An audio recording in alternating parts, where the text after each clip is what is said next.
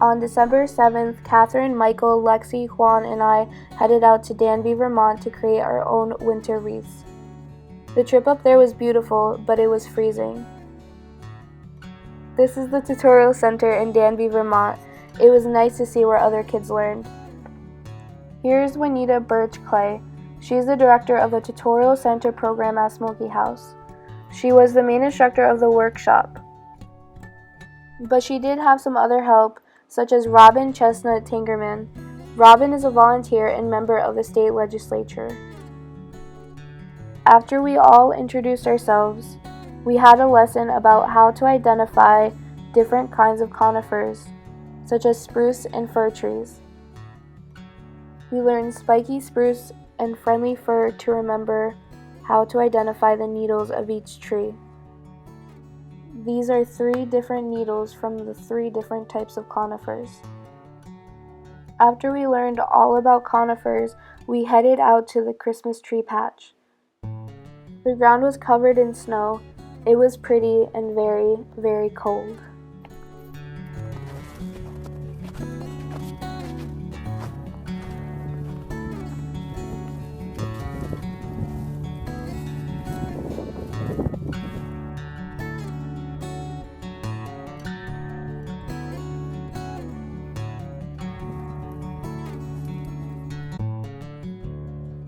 This is a view across the pond of Smoky House. We used our newfound knowledge to identify some conifers around the pond. After we filled out the worksheet, the group hiked around the pond to the Christmas tree patch.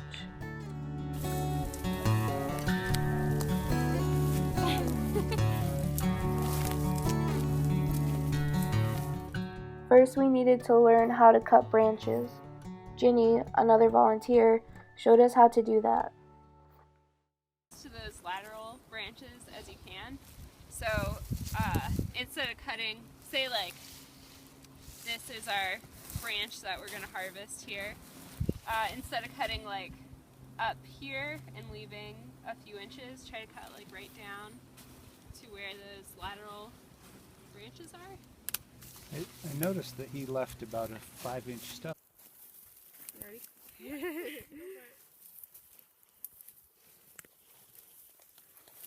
That's what we want to do. So if you have something like this, then you're going to take this piece will be separate, and this piece, and they'll be bunched together, and they will be one of the little bundles that goes around the wreath. So, Do we have bags? Put them in. And then another thing I've also been told is when harvesting, if you're trying to harvest sustainably, don't harvest more than 20% of the tree. So I would probably, like for this tree, just go around and kind of take some of these branches here and there, like do a quick go around, but don't like over harvest, like harvest it really hard or too far into the tree. Each member of the group cut approximately 15 to 20 branches. After gathering our branches, we headed back to the building with full hands and coniferous smiles on our faces. I was just excited about getting out of the cold. Now Anita will demonstrate how to make a winter wreath. we're going to make the wreaths out of the balsam fir today. And we don't need all that many ingredients or materials. You've already done the hard part, which is going out in the -degree wind chill forest and cutting balsam wood tips. So we have the branches there. So we're going to be cutting those down. We'll be making little bundles of them. We have the wire to wire the bundles together and attach them to the frame. We have frames. Now, you could do it with as simple a thing as a clothes hanger, a metal clothes hanger. You could bend into a circle and you could wire the greens to it. So you don't need anything fancy, but this makes it easy. So we have these moderate-sized frames. If someone is really ambitious, we do have one large one and we have one square one. Yeah. However, I'd say for a first wreath, this is a really nice size to go with. What we're going to do is make little bundles of the fir tips.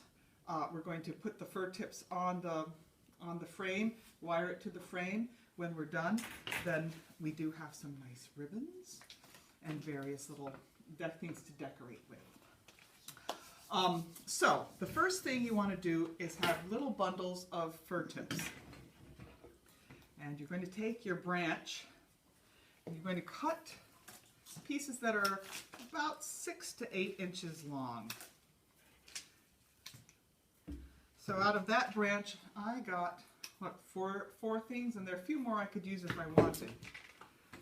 Then I'm going to take 3 or 4 of these and put them together. You see how that makes a nice little bunch? I can even make 5 there in a bunch. And I'm making them all face the same way. So remember, the light side is the back, and the dark side that pokes up is the front. So you want them all facing the same way. Now, if you're a really experienced wreath maker, the next step is you're going to put them on the frame and wire it on. However, we're not experienced wreath makers. And while we're trying to wire this on, these are likely to kind of slip off. So what we're going to do, and this is another way to do it, we'll take a little bit of the wire, wrap it around tightly, snip it off. We have these wire cutters, and we'll have a pre-made bundle. Then you're going to put that down, that's your bundle. Then you do another bundle of 3 or 4, wire it up, clip it off, and you want to accumulate, according to certain internet instructions, 20 little bundles to make a wreath. Now, I look at this and I go, 20 bundles onto this? 1, 2, 3, 4, 5, 6. 10 might do it. But I would say make 10 bundles and lay it out and see if it looks good to you. Maybe you want 10, maybe you want 20. That would make it really thick. Once you have all those bundles, then we're going to attach, we'll just wrap the wire around the edge of this. We'll put a bundle on, wrap it around. Without cutting it off, you keep it on the spool. Then you put the next bundle on, overlapping it, wrap that one on, put the next bundle on, wrap that on, and so you work your way all the way around. Now the last thing, doing my research, is which side is up.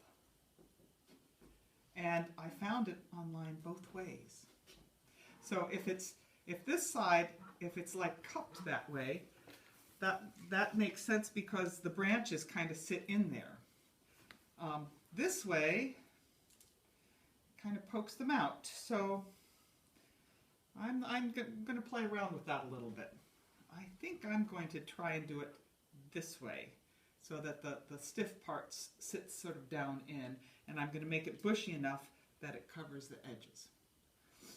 Now another thing, if we had more time, we could go out and we could get some other greens like pines or yews, and I've seen some very nice wreaths where they take, it's like the spruce or the fir, and then they stick some pine or some berries on top of it, like that, and wire it in like that, which is very nice. We don't have time for that today. We're making a traditional balsam wreath, and what's special about the balsam is the smell. So the smell, as it dries, it's going to smell really good, and it will last a long time. And even when it finally turns brown, it will still smell nice. I still have an old balsam wreath in my garage, and I still smell the needles every time I bump against it. Okay, so what do you want to do first? Get your bundles. You're going to make 10 things of bundles. Make at least 10 things of bundles, or if you get tired of it, take the frame and kind of lay them on top and see if it looks bushy enough for you. Okay? So, let's go do it. Now we are going to take the supplies and the fir branches we gathered to make our very own wreaths. We cut the branches into 3 pieces and bundled them together with wire and placed them on the frame.